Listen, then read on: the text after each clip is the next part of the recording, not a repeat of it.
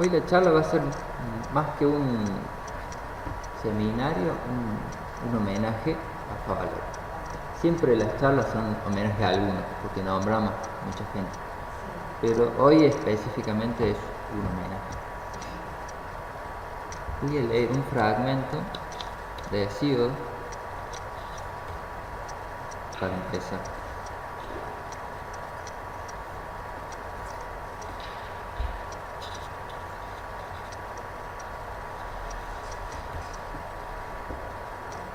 Hesíodo es uno de los tantos que describe dividiendo en eras: era de oro, plata, de bronce. Hesíodo agrega la era de los héroes y después la hierro. Y voy a leer cómo nos describe la era de hierro. Y luego ya no hubiera querido estar yo entre los hombres de la quinta generación, sino haber muerto antes o haber nacido después, pues ahora existen una estirpe de hierro. Nunca durante el día se verán libres de fatigas y miserias, ni dejarán de consumirse durante la noche, y los dioses les procurarán ásperas inquietudes. Pero no obstante, también se mezclarán alegrías con sus males. Zeus destruirá igualmente esta estirpe de hombres de voz articulada, cuando al nacer sean de blancas sienes, se nazcan viejos. El padre no se parecerá a los hijos, ni los hijos al padre. El anfitrión no apreciará a su huésped, ni el amigo a su amigo, y no se querrá al hermano como antes. Despreciarán a sus padres apenas se hagan viejos, y les insultarán con duras palabras, cruelmente, sin advertir la vigilancia de los dioses. No podrán dar el sustento debido a los padres ancianos aquellos cuya justicia es la violencia, y unos saquearán las ciudades de los otros. Ningún reconocimiento habrá para el que cumpla su palabra, ni para el justo ni el honrado, sino que tendrán en más consideración al malhechor y al hombre violento. La justicia estará en la fuerza de las manos y no existirá pudor. El malvado tratará de perjudicar al varón más virtuoso con retorcidos discursos y además se valdrá del juramento. La envidia murmuradora, gustosa del mal y repugnante, acompañará a todos los hombres miserables. Es entonces cuando hay dos y némesis, es la justicia y la prudencia, cubierto su bello cuerpo con blancos mantos, irán desde la tierra de anchos caminos hasta el Olimpo, para vivir entre la tribu de los inmortales, abandonando a los hombres mortales solo les quedará amargos sufrimientos y ya no existirá remedio para el mal. Era ella. Le puse Favaloro, Antiguo Corazón. Titulé la charla esta.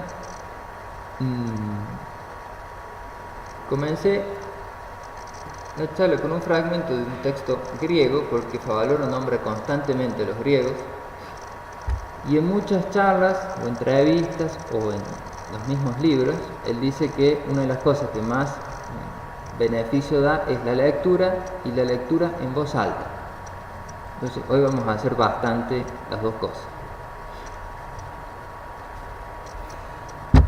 Comencé con este fragmento sobre la edad de hierro, ya que en este encuentro había dicho, incluso lo publiqué por internet, que íbamos a hablar de un estoico, Favaloro, en tiempos neoliberales.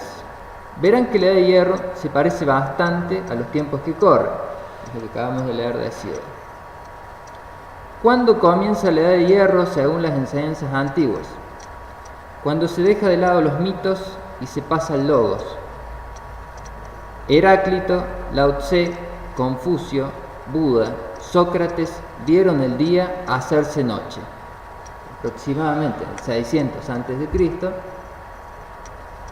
se confluyen todos estos señores y ahí se dieron las últimas enseñanzas que la iniciación toma. Y después fue todo en decadencia.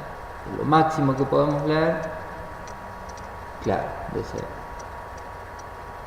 Como dice el Mahabharata, el mundo ya ha pasado la época de su juventud. De entre todas las calamidades que la modernidad nos presenta hoy, hay una que quiero mencionar ahora, la idea de progreso. Cuando uno estudia las distintas religiones, para cada uno tiene una biblioteca entera, pero todas están de acuerdo en una cosa: cobrar el diezmo. Incluso están de acuerdo hasta en el número, 10. Ahí los dioses se alinearon. Llama la atención un detalle: la palabra diezmo. Un sacerdote o pastor en determinado momento dice: y ahora vamos a diezmar, o sea, saquen la billetera.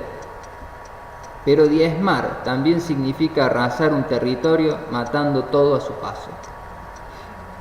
Así como las religiones están de acuerdo en el diezmo, todas las corrientes políticas, sociológicas, económicas y demás están de acuerdo en una cosa: todas quieren progresar. Discuten el cómo, pero todas quieren progresar. Hoy yo no voy a hablar de progreso, no me interesa el progreso económico.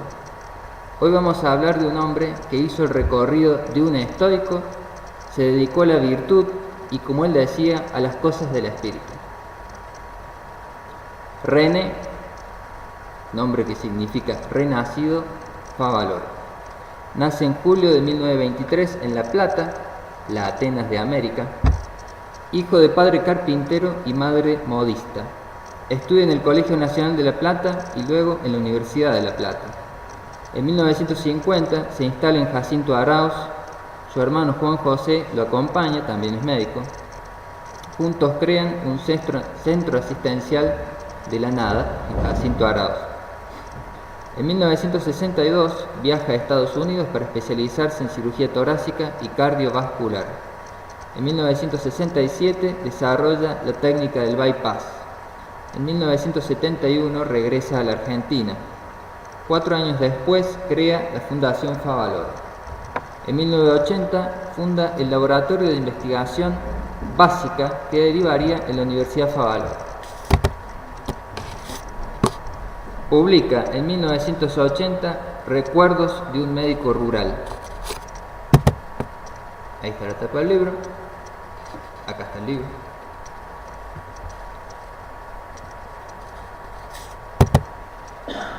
Todos aquí, le dice el doctor de Amelio, jefe de la sala 13, cuando Favaloro decide irse a Jacinto Arauz, un pueblo en el medio de la Pampa. Todos aquí te han deseado buena suerte. Yo, por el contrario, espero que tengas mucha mala suerte. Agregando: vos no naciste para ser médico rural. Y el libro este habla muy pocas partes de medicina. Habla de una visión global de lo que es vivir en ese territorio en esa época, ¿no? El que no cree en la división de la tierra como índice de progreso debería visitar las chacras de Jacinto Arauz, que no obstante estar localizadas en una región semiárida, son altamente productivas para la localidad y el país. Para dividir la tierra no hace falta volcarse al comunismo, hace falta el valor de realizarlo dentro de la democracia, para que la tierra improductiva, la tierra fiscal y las enormes extensiones pasibles de riego se desarrollen y atraigan inclusive la buena inmigración extranjera. Esto le dice un hombre cuando Favaloro se había puesto a armar el consultorio, ¿no? ¿Hasta cuándo, René? ¿Qué límites tiene este crecimiento y este deseo tuyo de avanzar siempre? Y Favaloro dice: yo lo miraba entristecido y me preguntaba: límites, eso significa detenerse. Desgraciado el que llegue a conformarse.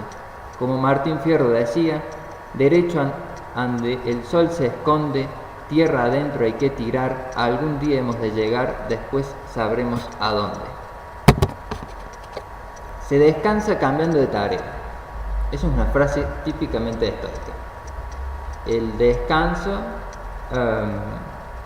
mínimo, me di cuenta en cómo era el trabajo allá, porque era durante el día atender a los pacientes, pero a la noche sigue siendo él el único médico, Entonces si alguien se enfermaba o lo llamaban, era salir de vuelta y meterse en el frío del campo y atender y volver a la casa, capaz que ya no dormir, sino que prepararse para ir a atender el consultorio. Entonces, ¿cómo descansa? Descansa armando, escribiendo, leyendo, sigue trabajando, escribiendo, leyendo. En una parte cuenta que un hombre del pueblo le arregla un tocadiscos, entonces le hace escuchar por primera vez a Beethoven. El hombre no lo había escuchado nunca. No, todo el tiempo haciendo cosas. Trabajar la tierra, constantemente cuenta que se arma su huerta en algún rincón, en la casa. Esta es la dedicación en su tesis de doctorado a mi abuela Cesaria, que me enseñó a ver la belleza hasta en una pobre rama seca. Y en una parte dice, el deterioro en que iba cayendo el país había llegado también a la universidad. Dijimos que el libro era de 1980. Yo me anoté acá,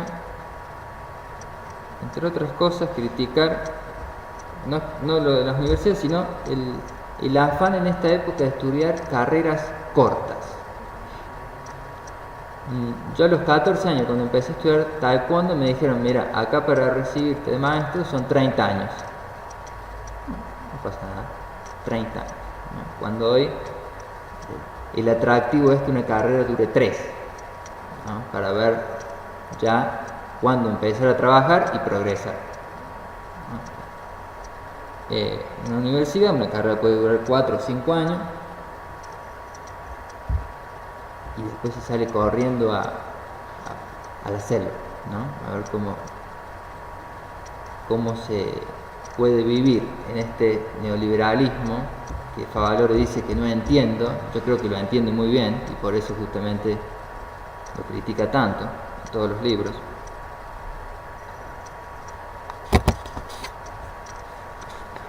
En 1986 publica ¿Conoce usted a San Martín?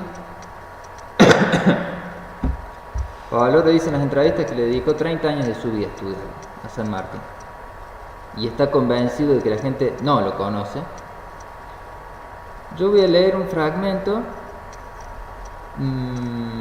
sacado de Wikipedia de quién era Arístides. ¿Por qué? Porque San Martín era masón.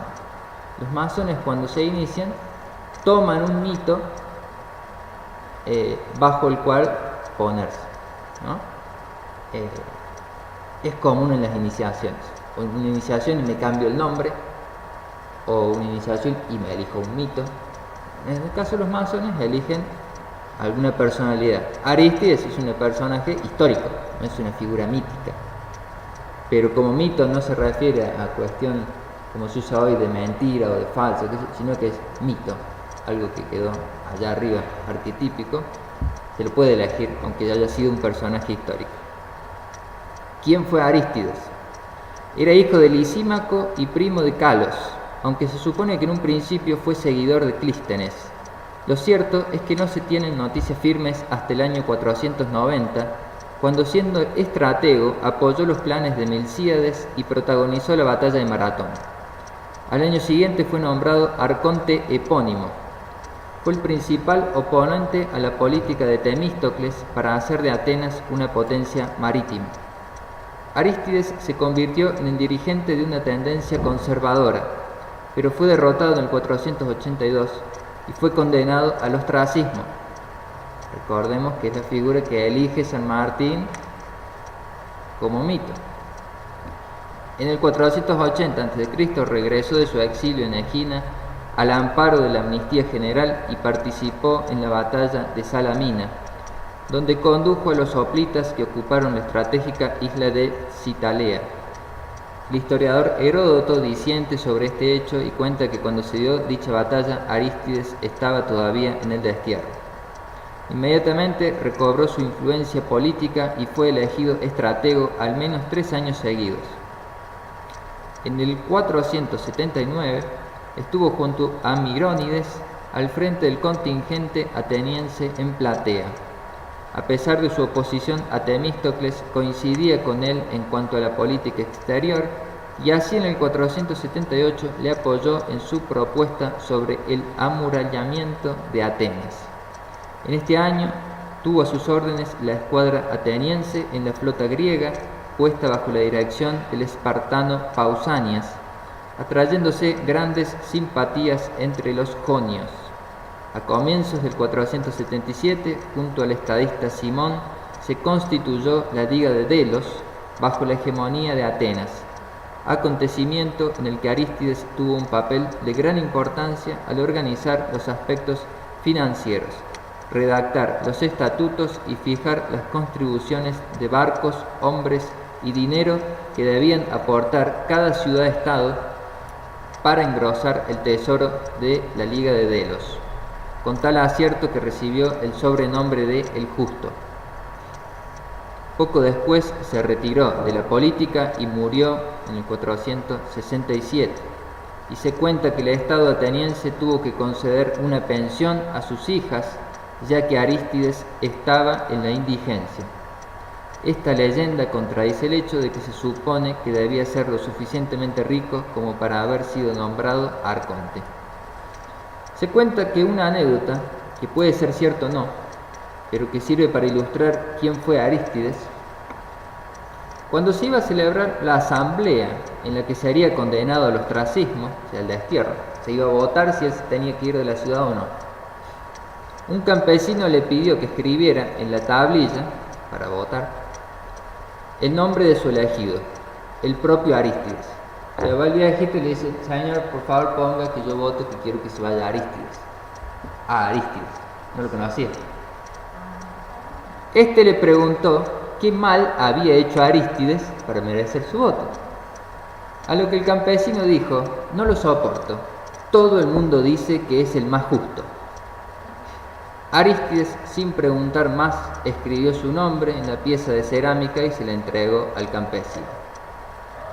Como dice Hesíodo, a los mejores en esta época no se los quiere, ¿no? En la Edad de Hierro no se los quiere. ¿Por qué? Porque es el mejor.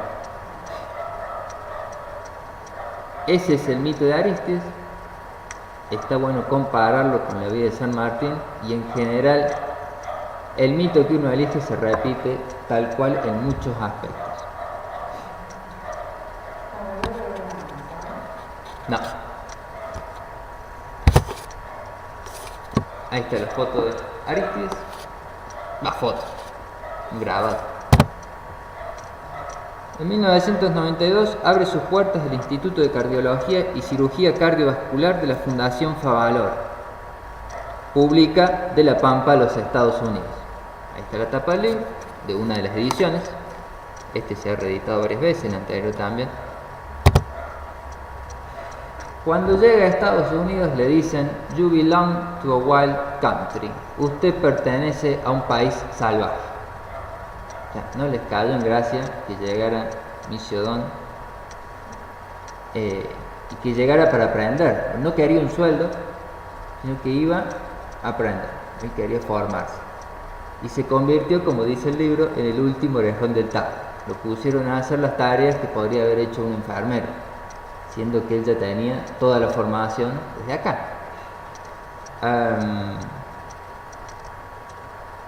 Pero Chito la Boca hizo todo, ¿no? Hasta que le empiezan a dar tareas de a poquito, le toman confianza. Con muchos estuvo en desacuerdo hasta la época que se vino, no logró congeniar con varios desde allá, y muchos otros no, se dieron cuenta quién era. Y en los últimos tiempos, cuando él ya había desarrollado la técnica del bypass y había hecho toda su obra más grande, uno de los hombres del hospital de la Cleveland Clinic, que es donde él va a formarse, dijo: en estos momentos, en el Board of Governors, o sea, el comité que gobierna la clínica, tenemos un gran problema. No sabemos si esta clínica debe seguir siendo la Cleveland Clinic o cambiarle el nombre por Favaloro Clinic.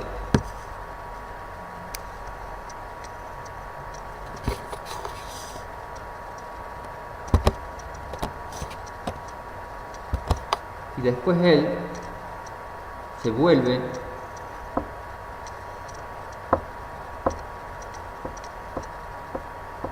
se vuelve a la Argentina y alguien le dice de allá: alguna vez un miembro del staff me preguntó, cuenta Favaloro, si razonaba que estaba cambiando un Cadillac por un Forte al venirse a la Argentina. Le recordé que el Forte era mi país. En 1994 publica Don Pedro y la Educación.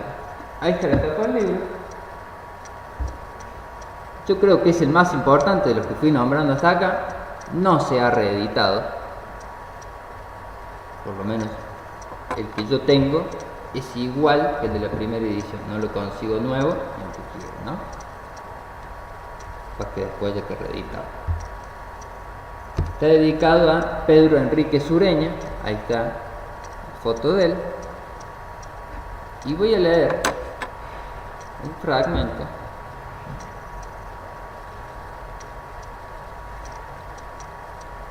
de un discurso que da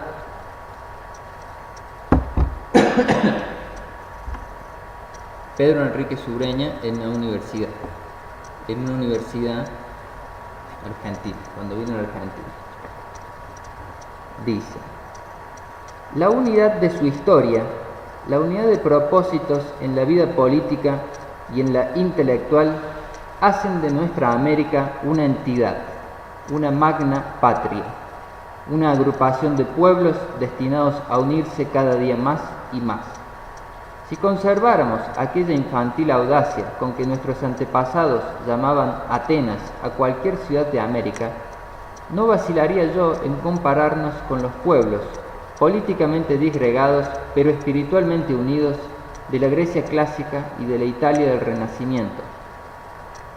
Pero sí me atreveré a compararnos con ellos para que aprendamos de su ejemplo que la desunión es el desastre.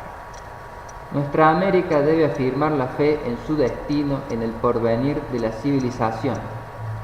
Para mantenerlo, no me fundo, desde luego, en el desarrollo presente o futuro de las riquezas materiales, ni siquiera en esos argumentos contundentes para los contagiados del delirio industrial, argumentos que se llaman Buenos Aires, Montevideo, Santiago, Valparaíso, Rosario.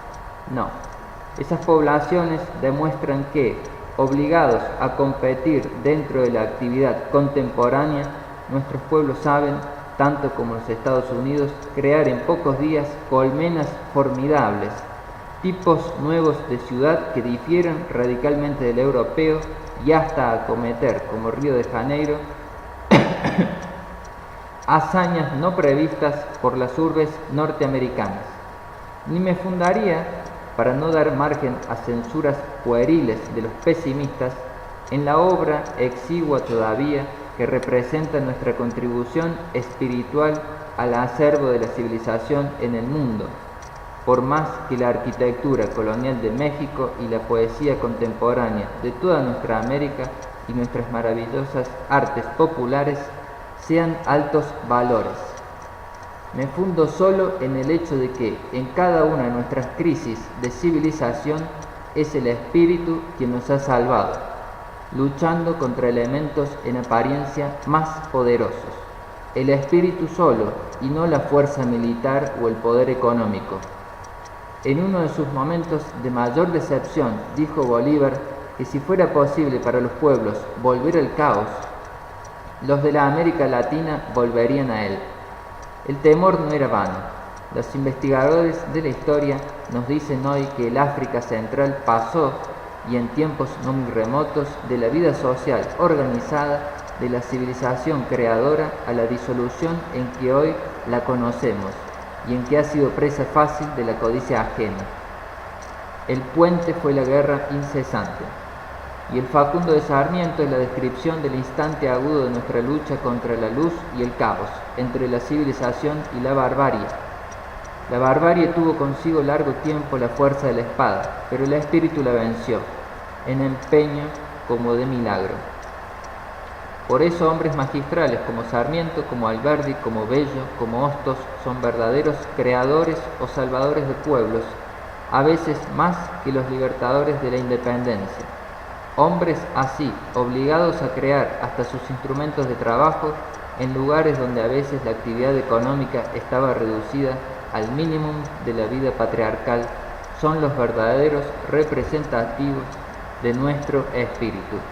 Tenemos la costumbre de exigir hasta al escritor de gabinete la aptitud magistral, porque la tuvo, fue representativo José Enrique Rodó, y así se explica que la juventud de hoy, exigente como toda juventud, se ensañe contra aquellos hombres de inteligencia poco amigos de terciar en los problemas que a ella le interesan y en cuya solución pide la ayuda de los maestros. Si el espíritu ha triunfado en nuestra América sobre la barbarie interior, no cabe temer que lo rinda la barbarie de afuera. No nos deslumbre el poder ajeno. El poder es siempre efímero. Ensanchemos el campo espiritual, demos el alfabeto a todos los hombres, demos a cada uno los instrumentos mejores para trabajar en bien de todos. Esforcémonos por acercarnos a la justicia social y a la libertad verdadera. Avancemos, en fin, hacia nuestra utopía. ¿Hacia la utopía? Sí, hay que ennoblecer nuevamente la idea clásica. La utopía no es vano juego de imaginaciones pueriles, es una de las magnas creaciones espirituales del Mediterráneo, nuestro gran mar antecesor. El pueblo griego da al mundo occidental la inquietud del perfeccionamiento constante.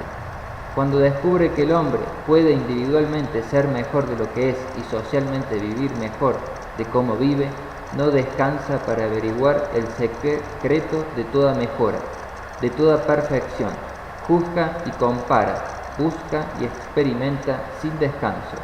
No le arredra la necesidad de tocar a la religión y a la leyenda, a la fábrica social y a los sistemas políticos. Es el pueblo que inventa la discusión, que inventa la crítica, mira al pasado y crea la historia, mira al futuro y crea las utopías. El antiguo Oriente se había conformado con la estabilidad de la organización social. La justicia se sacrificaba al orden, el progreso a la tranquilidad. Cuando alimentaron esperanzas de perfección, la victoria de Ahura Mazda entre los persas o la venida del Mesías para los hebreos, las situaron fuera del alcance del esfuerzo humano. Su realización sería obra de leyes o de voluntades más altas. Grecia cree en el perfeccionamiento de la vida humana por medio del esfuerzo humano. Atenas se dedicó a crear utopías. Nadie las revela mejor que Aristófanes. El poeta que las satiriza no solo es capaz de comprenderlas, sino que hasta se diría simpatizador de ellas. Tal es el esplendor con que llega a presentarlas. Poco después de los intentos que atrajeron la burla de Aristófanes, Platón crea en la República no solo una de las obras maestras de la filosofía y de la literatura, sino también la obra maestra en el arte singular de la utopía. Cuando el espejismo del espíritu clásico se proyecta sobre Europa con el Renacimiento, es natural que resurja la utopía. Y desde entonces, aunque se eclipse, no muere. Hoy, en medio del formidable desconcierto en que se agita la humanidad, solo una luz unifica a muchos espíritus, la luz de una utopía, reducida, es verdad, a simples soluciones económicas por el momento, pero utopía al fin, donde se vislumbra la única esperanza de paz entre el infierno social que atravesamos todos. ¿Cuál sería, pues, nuestro papel a estas cosas? Devolverle a la utopía sus caracteres plenamente humanos y espirituales, esforzarnos porque el intento de reforma social y justicia económica no sea el límite de las aspiraciones, procurar que la desaparición de las tiranías económicas concuerde con la libertad perfecta del hombre individual y social, cuyas normas únicas después del Lenin la edere sean la razón y el sentido estético. Dentro de nuestra utopía, el hombre deberá llegar a ser plenamente humano, dejando atrás los estorbos de la absurda organización económica en que estamos prisioneros y el lastre de los prejuicios morales y sociales que ahogan la vida espontánea. hacer a través del franco ejercicio de la inteligencia y de la sensibilidad el hombre libre, abierto a los cuatro vientos del espíritu. Y sí, vamos a dejarlo. En un momento, a Pedro Enríquez Ureña, que trabaja en México, y en otro momento va y trabaja en Estados Unidos. Y hace un comentario, una entrevista, lo publica, y halaga él algunas características del pueblo norteamericano. Y entonces después alguien salió en el mismo diario a criticar que él prefería Estados Unidos a Puerto Rico. Entonces él después publica y dice: creo que soy suficientemente cosmopolita para que puedan agradarme todos los países, pero el mío, pobre y desdichado como es mi patria, o sea, la República Dominicana. Cosmopolitanismo es un concepto estoico, un ciudadano del mundo, ¿no? Lo cual no quita que tengan un aprecio por la patria propia, ¿no? Voy a leer un fragmento en el que habla de nacionalismo, algo tan criticado en esta época, ¿no? A mí los otros días me insultaron diciéndome nacionalista. Bueno, ellos creyeron insultarme, ¿no? Pero bueno. El hombre universal con que soñamos, a que aspira nuestra América, no será descastado. Sabrá gustar de todo, apreciar todos los matices, pero será de su tierra y no la ajena. Le dará el gusto intenso de los sabores nativos, y esa será su mejor preparación para gustar de todo lo que tenga sabor genuino, carácter propio. Pero el sabor genuino no vendrá del nacionalismo político. Se piensa en otro nacionalismo, el espiritual, el que nace de las cualidades de cada pueblo cuando se traduce en arte y pensamientos. Pasa que como en esta época el espíritu no entra en ningún tema de discusión, la única idea del nacionalismo que se piensa es el político. Y después dice Enrique Sureña: el conocimiento del antiguo espíritu griego es para el nuestro moderna fuente de fortaleza, porque la nutre con el vigor puro de su esencia prístina y aviva en él la luz flamígera de la inquietud intelectual. Vamos a ir con Favaloro. Hasta los 69 años realiza 13.000 bypass. El 29 de julio del año 2000 se suicida de un disparo al corazón. En la imagen, ¿a quiénes leyó el maestro? Es re fácil aprender de los mejores, porque uno agarra uno y después lee los que leyó él y lee los que lo siguieron. No es muy difícil. Es más difícil encontrar las líneas de cómo se desarrollan corrientes filosóficas. ¿De dónde viene el positivismo? ¿Y de dónde viene tal? ¿Y de dónde viene tal? Y encima siempre los que vienen antes se vinieron peleando siempre. Y cuando uno agarra al individuo, lo busca. ¿Y quién lo estudió? Y busca el individuo que hubo antes de él. Es re fácil. Henry David Thoreau. Thoreau, de Estados Unidos. Por acá, en el librito. Espérenme, se me salió.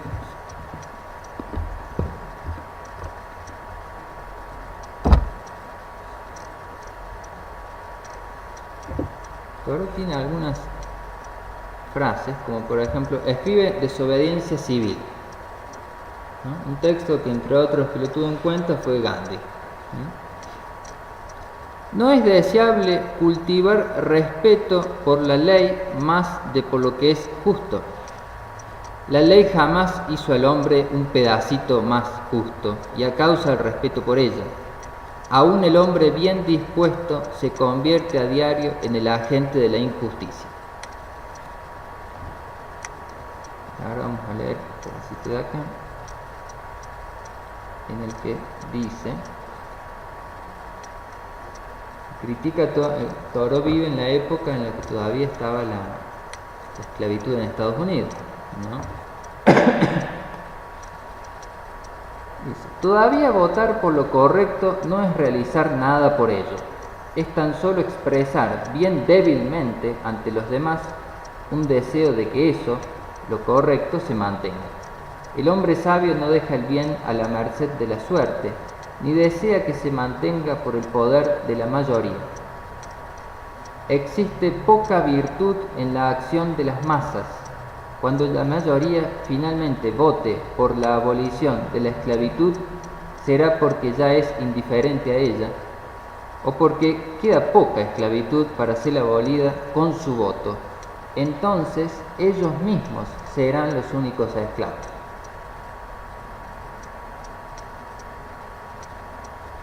Y otro fragmentito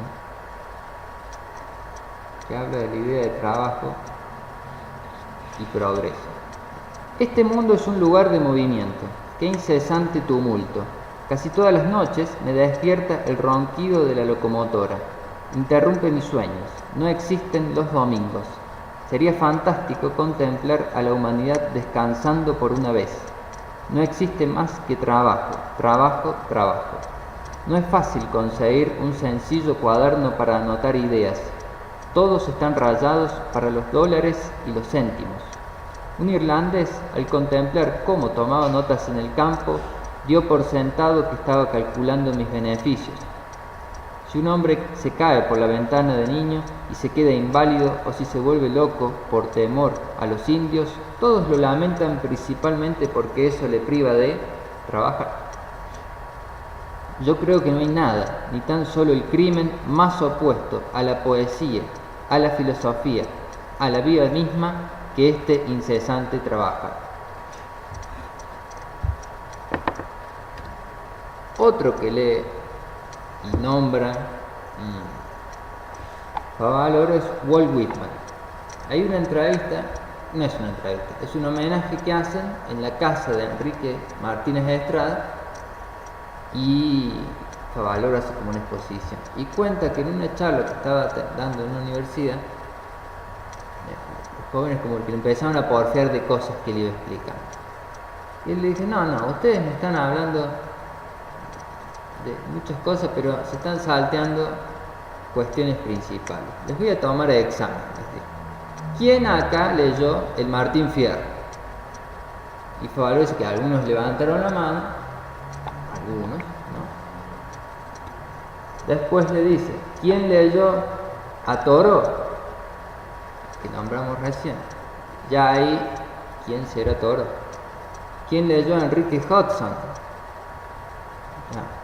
¿Quién leyó a Whitman? ¿Y quién leyó el mito del Prometeo encadenado? Ya ahí era, ¿qué está hablando este hombre? ¿No? Entonces les dio una charla sobre el Prometeo encadenado. No está esa charla en Encarna, así que cuando hablemos de ese mito lo vamos a hacer como podamos nosotros.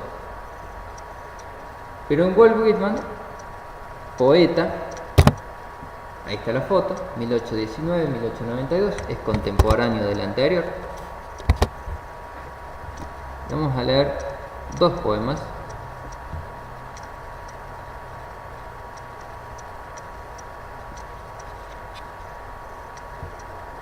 De la terrible duda de las apariencias.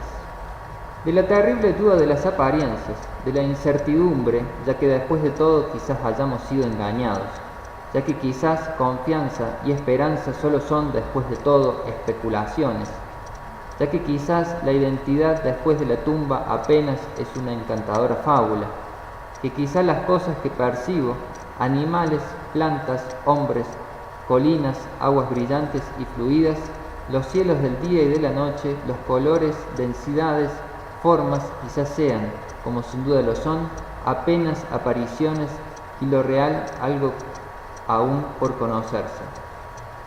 Con cuánta frecuencia pienso que no sé, ni nadie sabe nada de ellos. Quizá me parezcan lo que son, como sin duda solo parecen, desde mi punto de vista presente, y no pueden probar como en realidad ocurre nada de lo que parece, ni nada en absoluto, desde puntos de vista completamente distintos. Para mí todo eso y lo que se parece a eso es curiosamente despejado por mis amantes, mis amigos queridos. Cuando aquel que amo viaja conmigo y se sienta a mi lado largo rato, tomándome la mano, cuando el aire sutil, lo impalpable, la sensación de que palabras y razón no resisten, nos rodea y nos penetra. Entonces me siento cargado de incalculable e inenarrable sabiduría. Callo, no necesito nada más. No puedo responder la pregunta de las apariencias ni a la de la identidad más allá de la tumba, pero me siento o paseo indiferente y estoy satisfecho.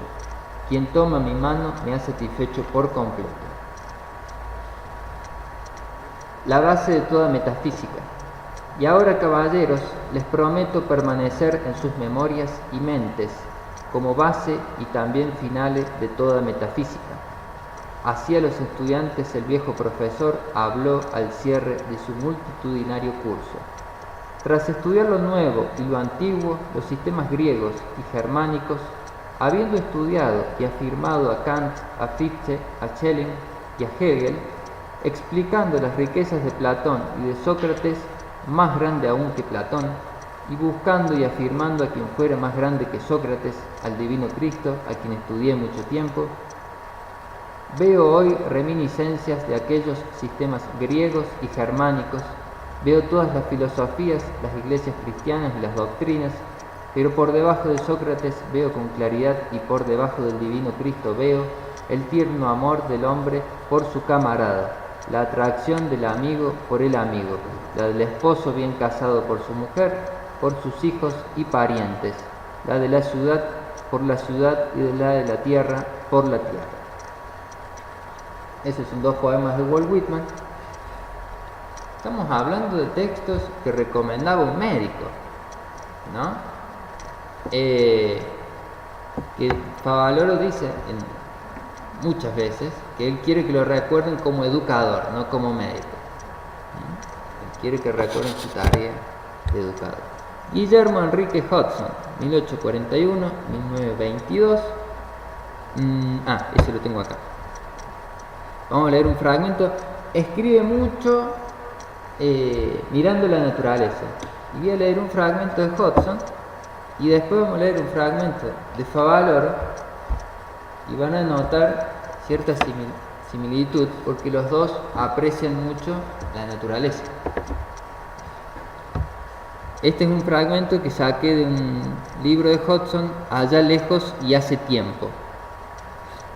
La casa donde yo nací, en las pampas sudamericanas, tenía el pintoresco nombre de los 25 ombúes, pues allí había justamente 25 de estos árboles nativos de gigantesco tamaño.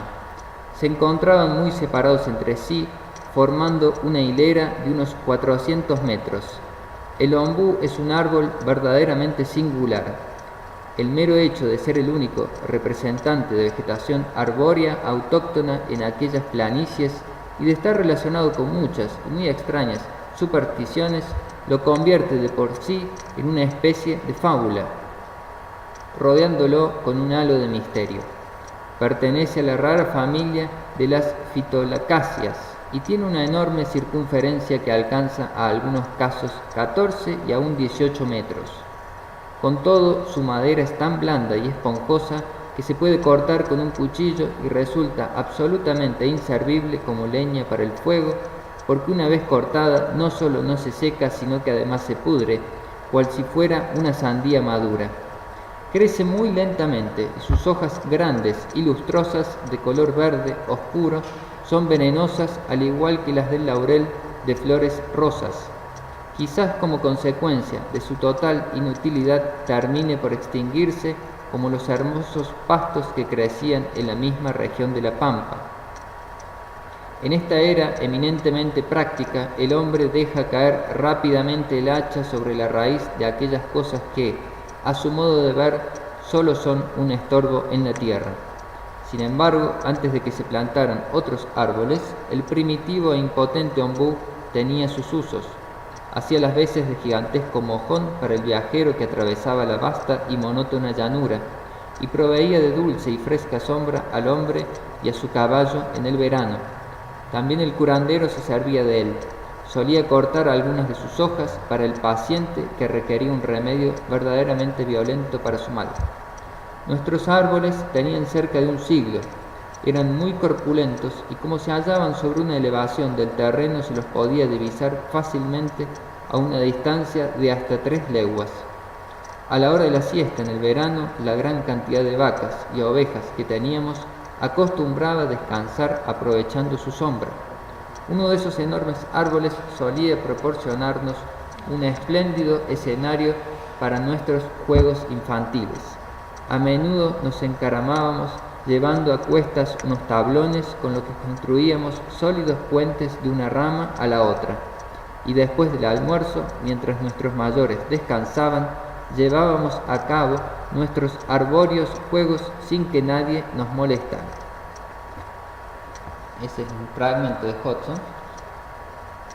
Acá habla del contacto con los árboles. En varias charlas de Faro, cuando llegaba a la universidad, les preguntaba si habían visto los árboles que estaban en la vereda. ¿Vieron tal árbol? ¿Cómo creció? ¿Qué árboles hacen los chicos? Bueno, no registran, ¿no? A ver qué página era, cuando que lo quiero. 44.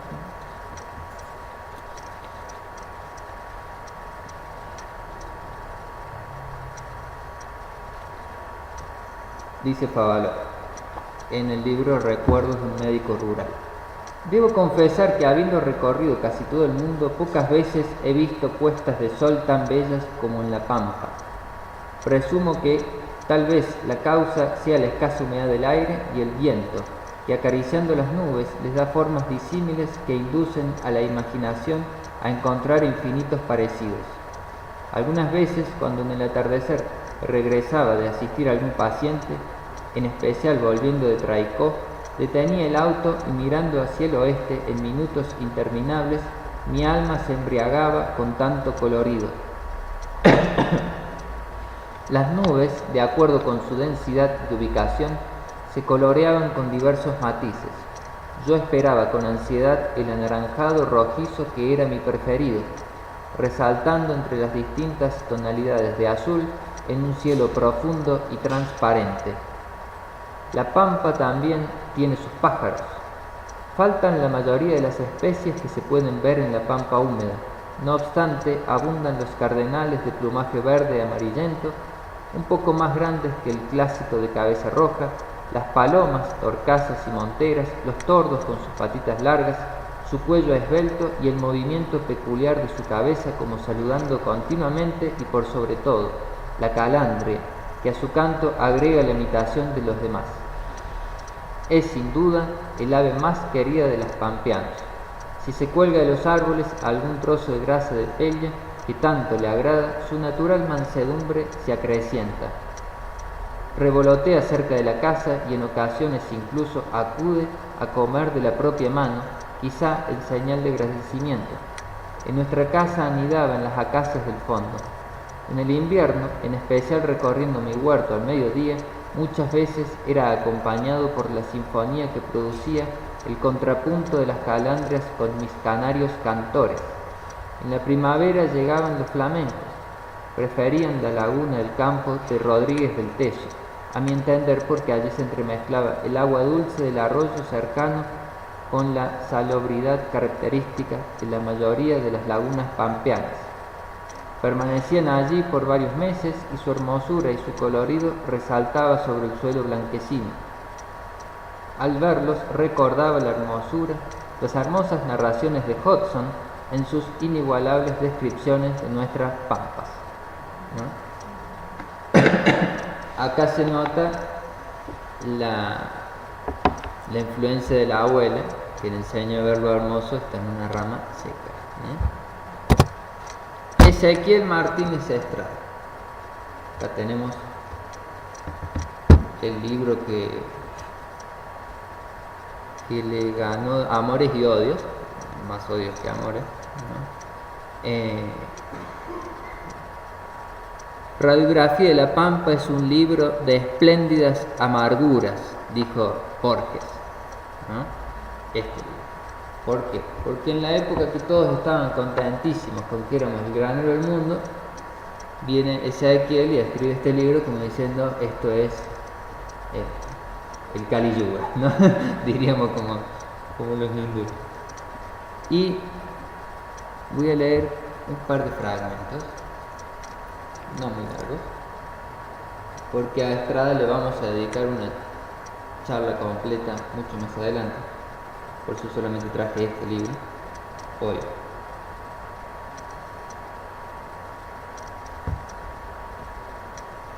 Acá habla de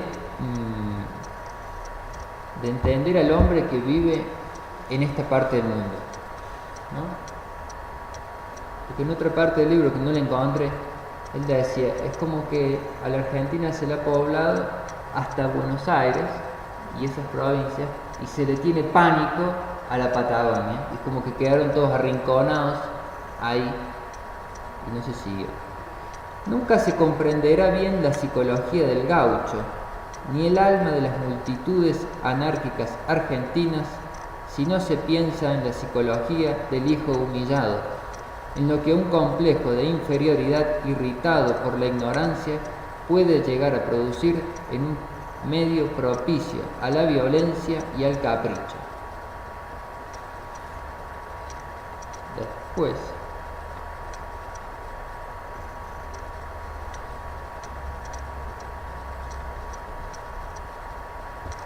dice, no bastó que nuestra república estuviera mal hecha y en el confín del planeta hubo de poblársela mal para que subsistiera. Ya verán que no es muy positivo Estrada, sus acotaciones. Está bueno leer todo el desarrollo completo para saber por qué lo dice así. Y por último, quiero leer un fragmento porque como veníamos hablando de la idea de progreso, acá está.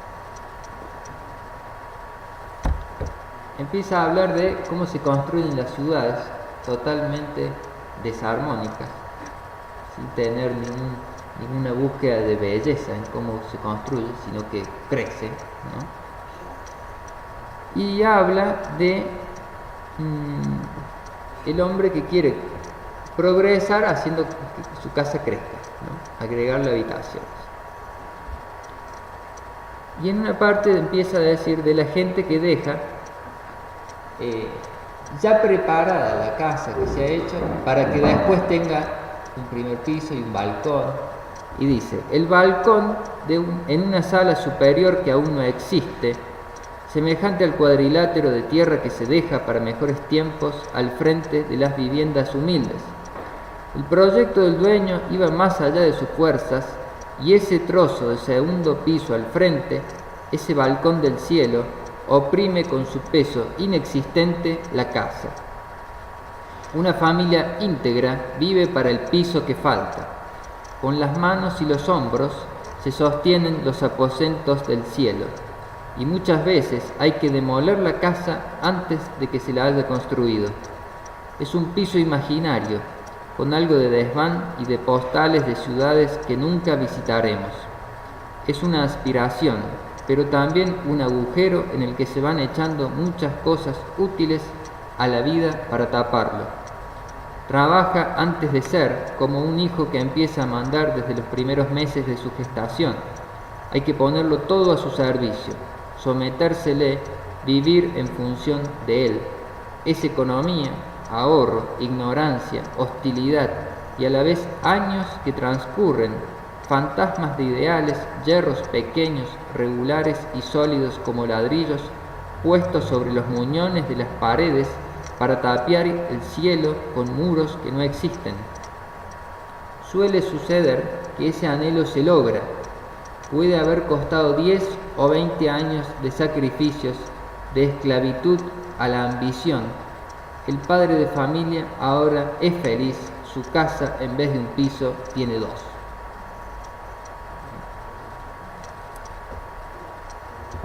Es para leerlo varias veces completo, con paciencia. Valor de los griegos, ¿no? En un momento de la charla, la última pregunta de su examen en la universidad fue: ¿conocen el mito del Prometeo en cadena? Entonces vamos a rescatar el mito de la versión de Hesíodo, porque también está la versión de Esquilo.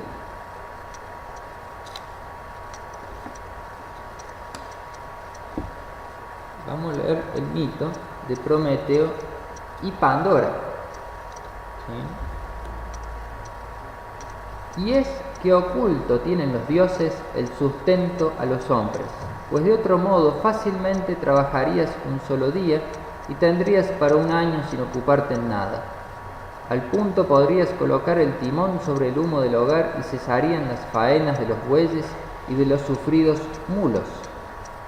Pero Zeus lo escondió irritado en su corazón por las burdas de que le hizo objeto el astuto Prometeo. Por ello entonces urdió lamentables inquietudes para los hombres y ocultó el fuego. Mas he aquí que el buen hijo de Jápeto lo robó al providente Zeus para bien de los hombres en el hueco de una cañaeja, a escondidas de Zeus que se goza con el rayo. Y lleno de cólera, díjole Zeus, amontonador de nubes: Japetónida, conocedor de los designios sobre todas las cosas, te alegras de que me has robado el fuego y has conseguido engañar mi inteligencia. Enorme desgracia para ti en particular y para los hombres futuros.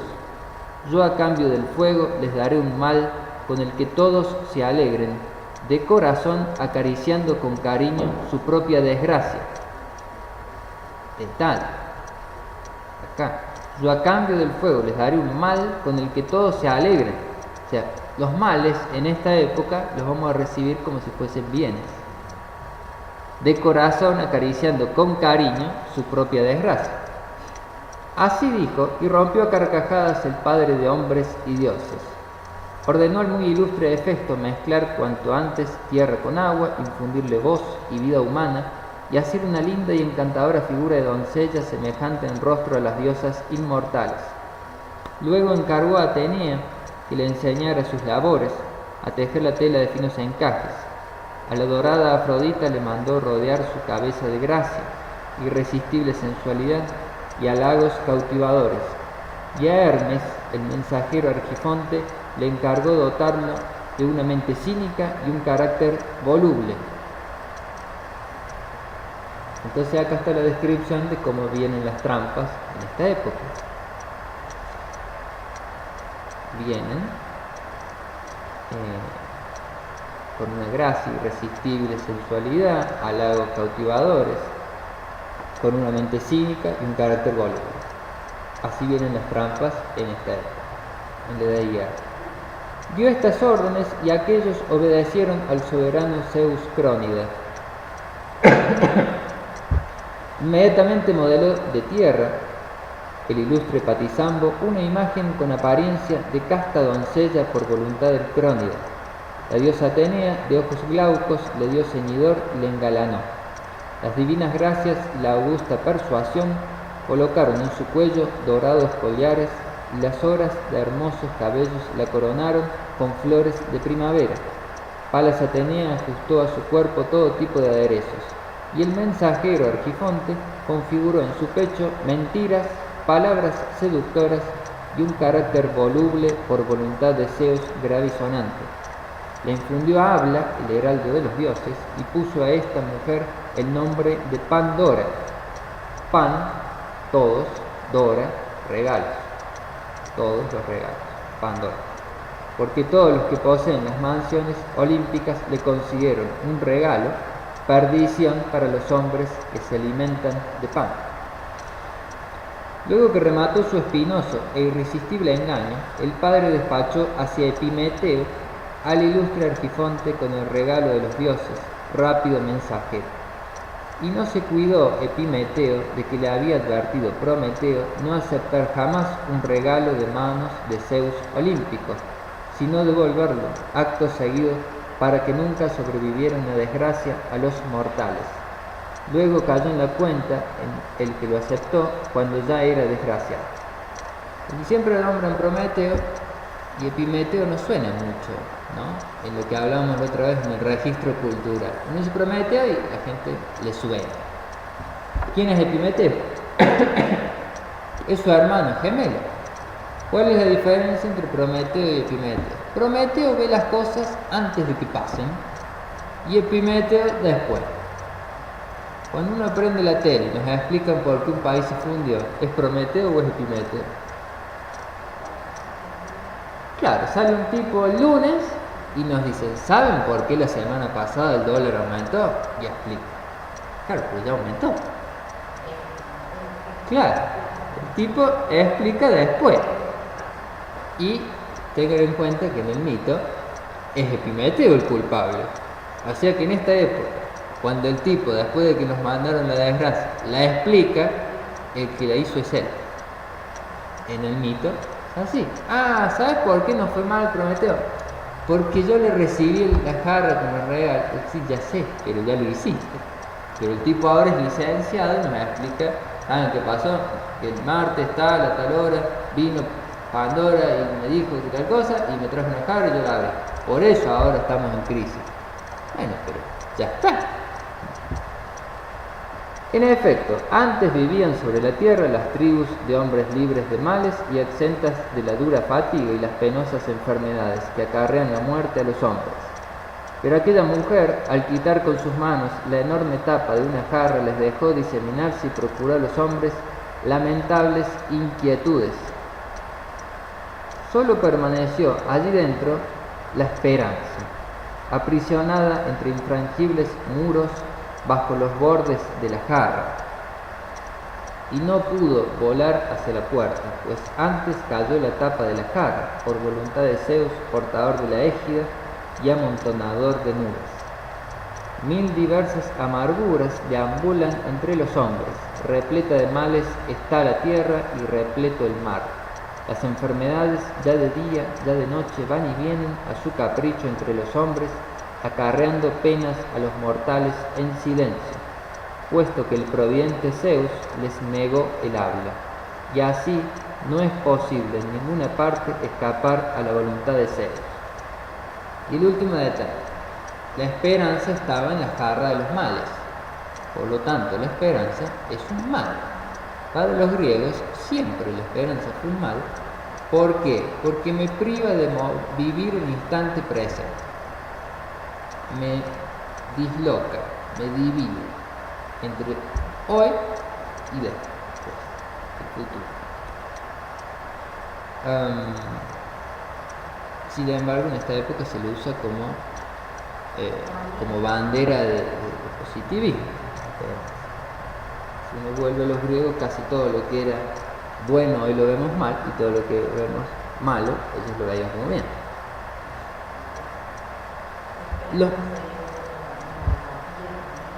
Claro, porque la esperanza de que la utopía se va a lograr. Ahora, el problema es que desde esa postura, ahí no dice esperanza, yo lo leí distinto, dice espera, es peor. Pero si yo digo espera, capaz que no lo asociamos a esperanza. Y esperanza es esperar. Entonces, constantemente hemos estado leyendo textos en los que se recurre a la vida. Y la vida es ya, no dentro de un rato, ¿no? Es lo mismo que la idea de progreso, es siempre después. O sea, yo nunca voy a estar, porque estamos en pos del progreso. Y el progreso es como decir la zanahoria adelante del burro. Nunca se llega. Entonces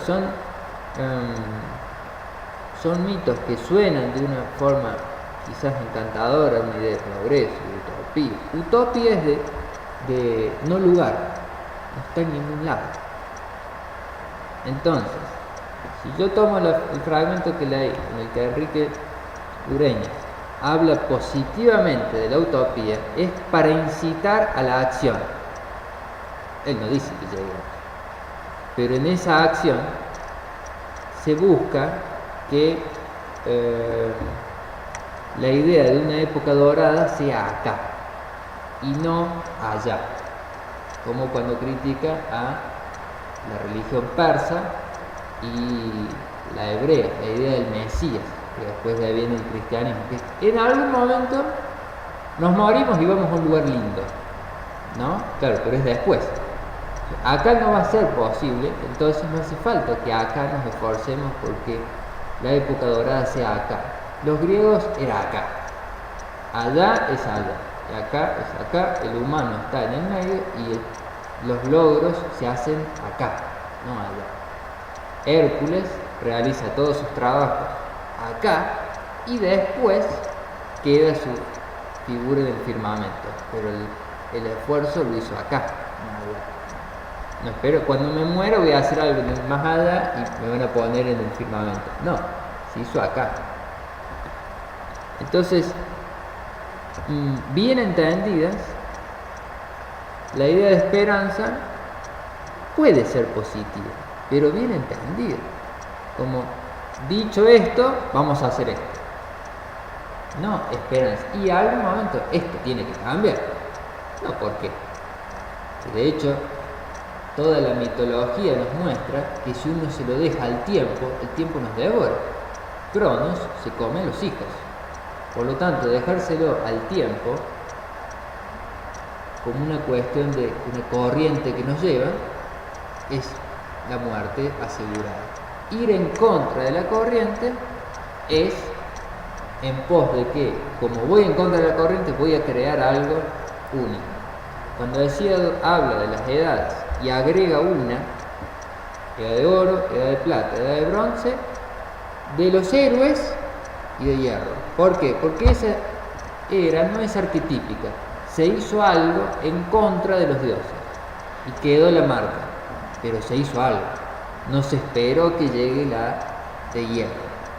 Entonces la discusión entre distintas corrientes filosóficas, iniciáticas y de este tipo es qué hay que hacer, porque se supone que la de hierro le sigue la de oro. Pero primero que lo que discuten es cuándo llega.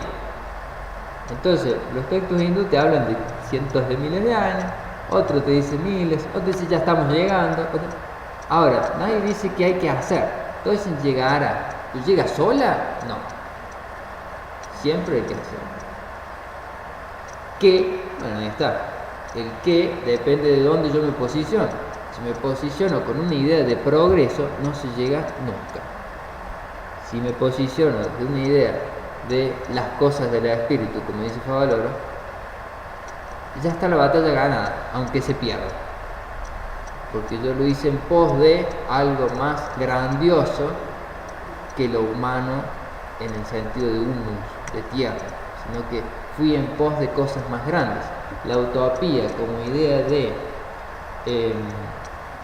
valores sutiles, de ideas arquetípicas, de ideas, como habla Platón, es distinto a, y en algún momento llegaremos a una etapa más bien. No, utopía en el sentido de, existe algo grandioso, hay que ir en pos de eso, no se llega quieto o esperando. Ahí tenemos la imagen de Prometeo. Y por último, vamos a hablar de el suicidio. Y ahí hay una frase de Epícteto, el que leyó Marco Aurelio, dijimos la otra vez: el sabio salva su vida al perderla. Vamos a hablar de suicidio, tema ríspido que le escapa a la mayoría. En la televisión a veces dicen que conviene tratarlo, otras veces dicen que no. Es de esos temas de los que no se hablan porque no se lo comprende. Acá lo vamos a hablar, es una de las principales causas de muerte en la Argentina. Así que lo vamos a hablar. No es los problemas del corazón, ni respiratorios, ni la violencia, ni el cigarrillo, no. Si tomamos los números que nos dicen de qué se muere un argentino o argentina, sin distinción de edad, es un número en años. A mí me interesa saber de qué se muere la gente cuando no está en edad de morir por causas que el envejecimiento explica. Si yo tengo que explicar de qué se mueren 100 personas y 85 tienen entre 70, 80 y 90 años y el resto tienen entre 15 y 20 y me dicen de qué se mueren, a mí no me importa saber de qué se mueren los viejitos, porque es muy probable que se mueran de viejitos. Hasta lo que se ha logrado hoy, un logro que nos muramos los 80 años. El tema es de qué se mueren los que tienen 15, 20. La franja que va de los 15 o 16 hasta los 30 y pico se muere por suicidio en la Argentina. Unos 3.500 por año. 3.500 por año, más o menos. 3.200 dicen algunos, 3.300 dice otro. En edades que van de 15 o 16 hasta 30 y pico. O sea, yo entro en esa franja, los que están en el secundario entran en esa franja, y el que se está por recibir de la universidad, o ya hace poquito que se recibió, entra en esa franja. ¿En dónde está esa gente? En los bordes. No en las ciudades grandes, sino aislados en el vacío. ¿No? En la Patagonia, en el norte, en el este y en el oeste, en los extremos. Como dice Estrada en Radiografía de la Pampa, el vacío aterroriza, ¿no? Ese vacío de la Pampa, despoblado, consume. Aparte, es más común que las personas que viven en esos territorios tengan armas. Es un combo, claro, ¿no? Y acá me agregué, diría Hesíodo, nacen viejos, porque si a los 15 años ya se suicidan, quiere decir que cuando tienen la suficiente capacidad física o raciocinio para decir morir, cuando arrancan, ya murieron. La edad de hierro, cuando los niños nazcan viejos. Es el suicidio como vía de escape, es abandonar la vida derrotado. No es ese el suicidio estoico. No hay que perderse en la forma. En general, cuando uno habla de las enseñanzas de los antiguos, por ahí me dice, bueno, pero tal hace lo mismo. La vez pasada comparamos un fakir con un linjero. El fakir no es un linjero, ni el linjero es un fakir. A simple vista puede ser igual, pero en las cuestiones sutiles del espíritu, no. Con esto pasa lo mismo. Un samurái no se suicida cuando comete el seppuku, seguido de un golpe de katana que le corta la cabeza. Eso no es el suicidio de un derrotado. Hay que comprender el espíritu de un samurái para comprender lo que ese ritual significa. No sé si hay gente en esta época que pueda entenderlo. Me incluyo. Zenón de Sitio, principal de los exponentes del estoico, que nombramos el primer día que nos juntamos, y su discípulo Cleantes de Asos se dejan morir de hambre. Estoicismo viene de un tipo que ya se suicida. Crisipo de Solos muere o por beber alcohol o de un ataque de risa. Este lo nombro y me llama la atención lo del ataque de risa. Catón, muy recordado en sus textos por Séneca, muere arrojándose sobre su espada. Se hace una herida con la espada, los que lo tenían alrededor lo agarran, lo vendan, y cuando lo sueltan, se vuelve a sacar las vendas, se vuelve a desgarrar y se mata. O sea, 2 veces seguidas comete el acto. Séneca se suicida por orden de Nerón y dice: es más honesto aprender a morir que a matar. Borges decía que a él no le asusta que lo amenacen de muerte, pero que le horrorizaría que lo amenacen de inmortalidad.